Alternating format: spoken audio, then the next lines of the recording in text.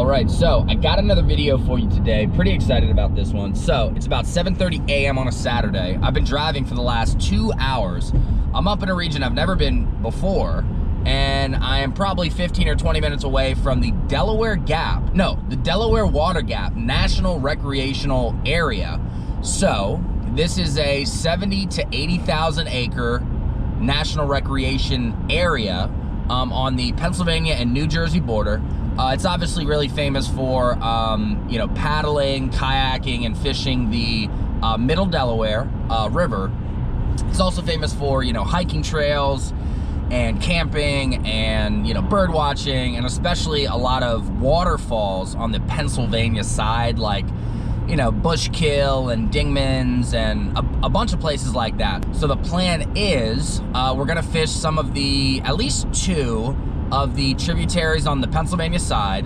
So this section of the Middle Delaware is neat insofar as there are some Andromeda species that do make their way up to this section, specifically American shad, and also, if you can believe it, even striped bass. So it is the middle of June, so I'm not sure if either of those 2 species are still up this far. Maybe they are, probably not. And I'm not fishing the Delaware River this morning, so I got my small trout rod, I got my fly rod. So once I get to the creek, it's only like 55 degrees right now. It's a cool early summer day. The high is gonna be like 72, which is perfect. I love that. So let's go rig up, put our waders on, and yeah, we'll start fishing these tributaries. All right, just brief update. Just got into the Water Gap, the National Recreational Area. Really neat. A lot of cool forests around here. Tons of tributaries trickling off of the eastern edges of the Poconos Mountains. All right, so I just got on the Raymondskill Falls Trail. I guess the plan is I'm gonna walk up to the waterfall. You can't wade, but you can fish. So I'm gonna fish around the waterfall briefly. And then, although I normally like to fish upstream because you're less likely to spook the fish, there wasn't really anywhere to park at the bottom of this area. So I'm gonna fish downstream.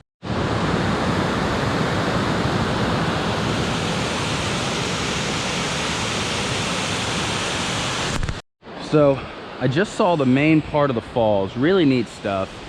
I'm now following a slightly off the beaten path trail, which will, if I'm careful, hopefully lead me down to the creek. Definitely steep, really steep, but yeah, there's a little trail here, so this is great. This is really neat. Now, the section of this creek that has wild trout is only from the mouth of the Delaware, which is maybe, I think it's 0.85 miles that way. So it's a relatively small space that has wild trout. So for all I know, you know, there might not be any trout in here, but this is really cool either way. I gotta be real careful. Look at these jagged rocks. Oh my gosh. Whew. Man, this is so neat. Oh, all right, we're here. Yeah, this is awesome.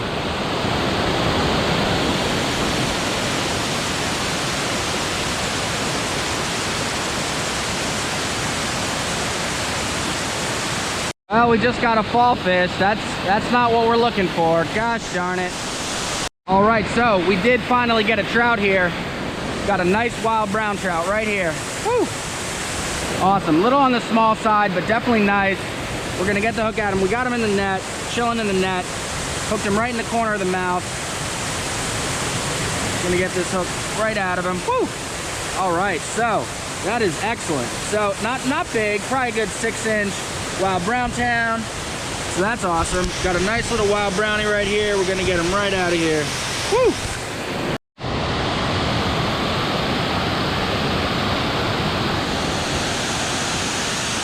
Okay, so we're leaving the falls behind us. Unfortunately, because I was just slipping around, the rocks that are here are very indicative of the Poconos, and for whatever reason, they're like the most slippery rocks that you're ever gonna be on when you're fishing. So yeah, I don't know if there's a true trail through here, I don't think there is. So I'm out here looking for trout number 2. I'm pretty sure I'm at the eastern expanse of the Poconos. I don't think the Poconos continue.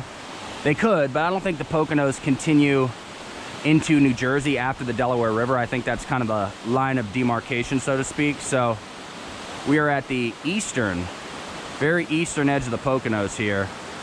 Water is incredibly tannic, which I don't know a lot about it, but I know it has to do with like glacial bogs and stuff like that.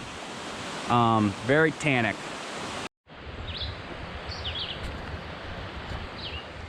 Just listen to that. God, it's so nice out here. I know I ruin it by talking too much, but whew, man. So I found this real nice path that looks like it will go all the way back up to the parking area that I'm currently parked at. So that's great. I originally thought I was gonna have to like hike up this windy, kind of dangerous small road. Now it looks like I don't have to do that, so that's great. Ooh, oh, that's a pike. No, that's a chain pickerel. Huh, that is an interesting catch. I did not expect to see a freaking chain pickerel in here, so let's get him in the net.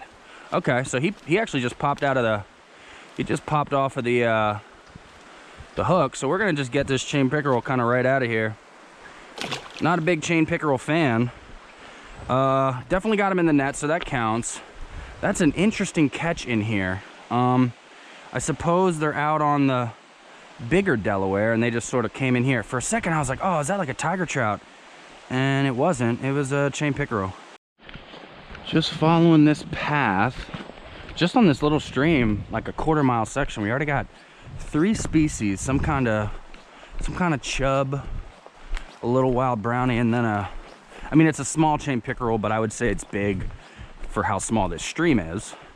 So maybe this will be a species game. I read online that there's something like 60+ species in the Delaware Gap National Recreational Area watershed.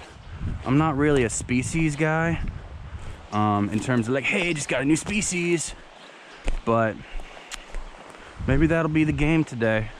All right, so I can see the mighty Delaware River right out there looking muddy and high. Jeez.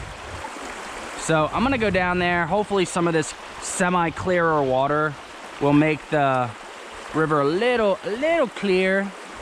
Right by the mouth here. I'm gonna cast out with whatever the biggest plug I have is, which is probably like a small trout plug, but we're gonna cast out just in case there's anything lurking around. Gotta watch out for stuff that's lurking. Oh, got him. That's a smallie. That'll be a nice smallie. So that's 4 species on this creek. That's pretty cool. He slurped it. So yeah, let's get the hook at him, take a look at him. That little smallie, probably, okay, we got you, bud, we got you. Probably like, you know, 7-8 inches, not bad.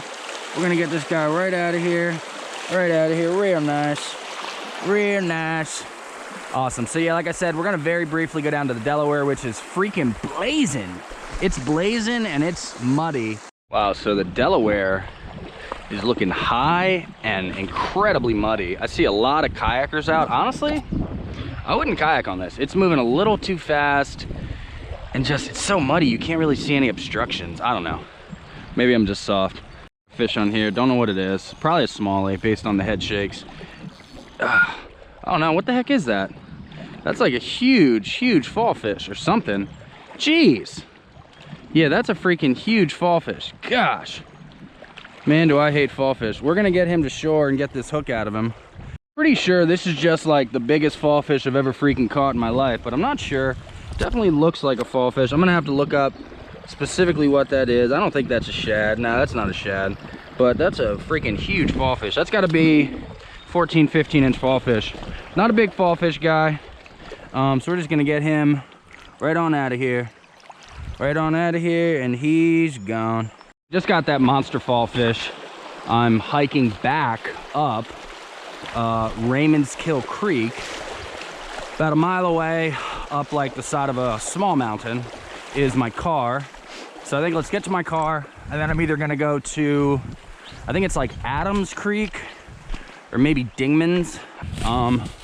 So we continued on to the next stream I was gonna go to, which is Dingmans. I know it's really Dingmans, but I think it's funny to say words wrong. It pisses my dad off so much. He's like, damn it, I'm not gonna talk to you if you say the words wrong. Like, instead of like Belfont, I'll say like Belafonte, just because it really grinds his gears. Anyway, so we are we're heading out to Dingmans. All right, so unfortunately the water's looking really shallow, whereas on Raymondskill it was actually pretty good flow. As of yet, have not gotten any bites on, where am I on now? On Dingmans Run, or Dingmans Creek, whatever, Dingmans Creek. Still throwing this pheasant tail. I don't know if you can see it, but right there, a gentleman up there pointed it out to me. Right there is like a 20-inch trophy brownie. I've been casting to him for the past like 5 minutes. He wants nothing to do with anything I'm throwing, but I want to try to get a video of him if I can.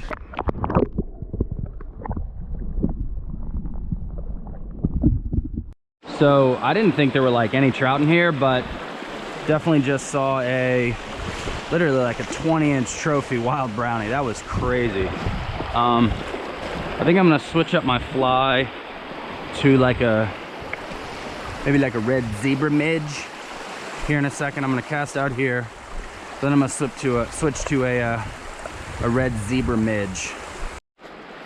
Apparently the creek parallels a very popular walking path to get to the Dingmans Falls, and I've probably seen like 200 people stopping and asking me, hey, did you catch anything, and all that stuff.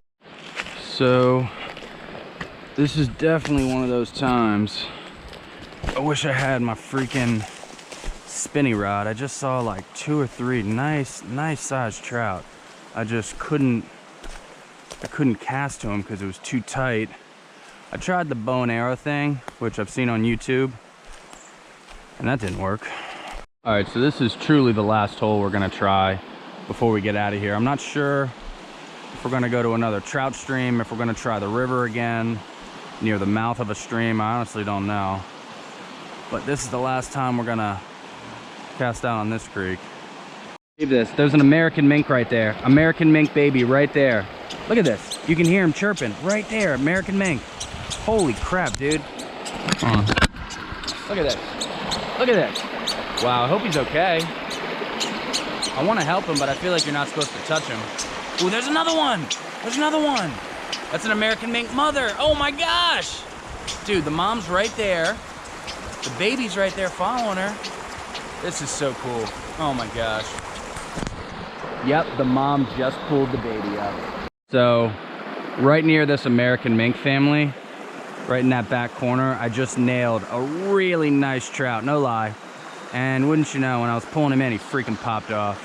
It was a real nice brownie, probably like 11 inches. We're gonna try for him again. I switched to a Prince Nymph. Dang. Yeah, that fish is probably not gonna hit again. Dang it. See, at first I thought I got stuck, and then I realized I didn't get stuck. Damn it. All right, so I just got back into my car, finished fishing Dingmans Creek. So it's way later than I thought it was. I went up so far and hiked so far on Dingmans Creek and attempted unsuccessfully to fly fish. Granted, at the end, you know, had a couple bites, but just didn't land them.